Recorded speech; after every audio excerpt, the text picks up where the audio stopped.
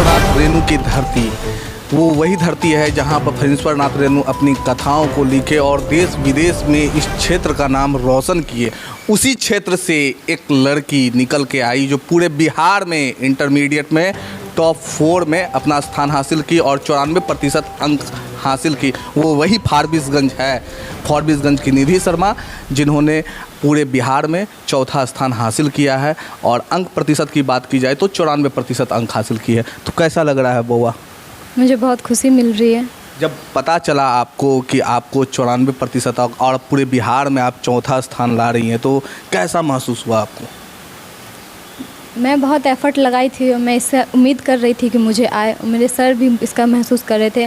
सब मुझे जब पटना बुलाया गया था तो सबको लगा था कि हाँ मैंने कुछ करने वाली। जब काउंसलिंग हुई, काउंसलिंग के लिए बुलाया गया जब आपको, तो उस समय आप जब काउंसलिंग में गए तो वहाँ क्या पूछा गया? इसलिए मैं पूछ रहा हूँ कि फारबिसगंज के जो बच्चे आपको देखेंगे वो समझे कि काउंसलिंग में क्या होता है।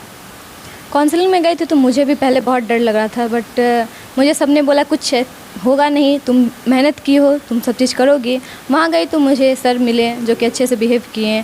उन्होंने सबसे पहले तो मेरा रोल नंबर पूछा, फिर उसके बाद मेरा नाम पूछा, वेरिफिकेशन कंफर्म करने के लिए मैं हूँ, मेरा राइटिंग मैच करवाया, मुझे कुछ भी लिखने के लिए दे दिया, मैं लिख ली। फिर मैंने जो कॉपी लिखी थी उसी में से मुझे क्वेश्चन पूछे और अकाउंटेंसी में कुछ बेसिक क्वेश्चन पूछे। कुछ ज़्यादा हार्ड नहीं रहता है, सब नॉर्मल ही रहता है, बेसिक रहता है। तो आप जो सफलता हासिल की हैं, तो भविष्य में आप क्या बनना चाहती हैं? मैं एक बैंकर बनना चाहती हूँ जो अपने देश को, बिहार का नाम रोशन करूँ और कुछ आगे और करना चाहती हूँ। इसका श्रेय किसको दीजिएगा जो आपने ये चौथा स्थान हासिल किया है? इसका श्रेय किनको देना चाहते हैं आप? मैं इनका श्रेय अपने मम्मी पापा, दीदी, सर, इन सभी को देना। जो पढ़ाई कर रही थी मैट्रिक के बाद इंटर में, तो आप क्या सोच के पढ़ाई कर रहे थे कि क्या करना है आगे, कैसे आप टॉप कर जाइएगा कि कैसे क्या है, इसके बारे में बताइए थोड़ा सा। मैं तो 10th में ये अकाउंट्स नाम का कोई सब्जेक्ट था नहीं, इसमें मैं जब 11th में आई तो मुझे न्यू सब्जेक्ट लगा। और मेरे पापा बिजनेसमैन हैं तो मुझे अकाउंट्स, मेरे अंकल, मेरे दादा, सबको देखते हुए मैं बिज़नेस के बारे में बात करते हुए तो मुझे समझ में नहीं आता था। मैंने सोचा कि अकाउंट्स लेके देखते हैं, नया सब्जेक्ट है।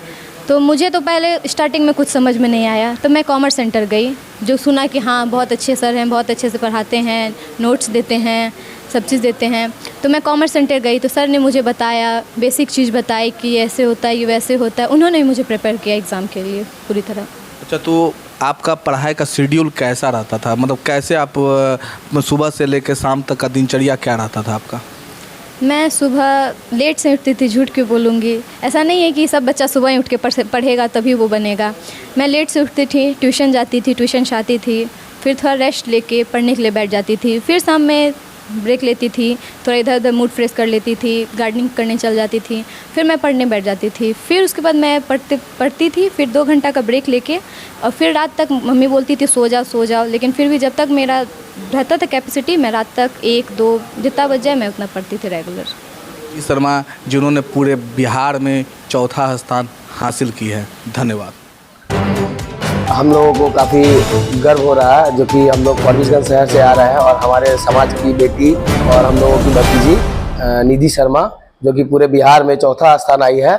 और हम लोग मतलब हम लोगों के परिवार में जितने भी बच्चे हैं, आगे हम इनसे सबको प्रेरणा मिलेगा ताकि पढ़ाई करेगी देख के मन से। हम लोगों के समाज में काफ़ी, हम लोग जैसे बिजनेस में रहते हैं तो हम लोगों के पास टाइम नहीं मिल पाता है कि अपने बच्चों को देखे या अपने फैमिली का मेम्बर को ज़्यादा पढ़ाई के लिए आगे बढ़ाए। लेकिन उसके बावजूद भी ये सबसे कम सुविधा में, जैसे सिंपल सा ट्यूशन पढ़ के सिर्फ कोचिंग से और फारबिसगंज कॉलेज से पढ़ाई करके ये हम लोगों का नाम रोशन किए। ये बहुत ही काफ़ी गर्व की बात है शर्मा समाज के लिए और हमारे अररिया जिला के सभी के लिए गर्व की बात है। और हम लोगों को खुशी है कि इसी तरह हम लोगों के मतलब समाज से बच्ची सब या लड़का लोग आगे बढ़ते रहे। बस इतना ही कहना चाहूँगा मैं सभी से। धन्यवाद।